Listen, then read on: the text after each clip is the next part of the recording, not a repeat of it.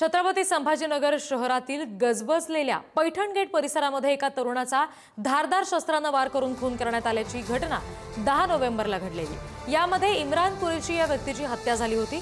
दरम्यान या प्रकरणामध्ये 4 आरोपींना अटक करण्यात आलेली असून ज्या परिसरात ही घटना घडली त्याच परिसरात काही नागरिकांनी धुमाकूळ घालत गाड्यांचं नुकसान करायचा प्रयत्न केला। त्यामुळे छत्रपती संभाजीनगर पोलिसांनी तिथे तात्काळ धाव घेतली आणि परिस्थिती नियंत्रणात आणली।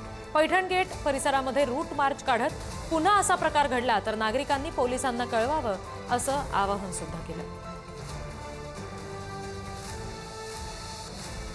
आमचे पूर्ण स्टाफ पुलिस स्टेशनचा स्टाफ, सिटी पोलीसचा staff, riot control police, quick response team हे सगळं घेऊन पूर्ण आमचे सिल्लेखाना तसेच पैठण गेटची हद्दीमध्ये पेट्रोलिंग केली आहेत।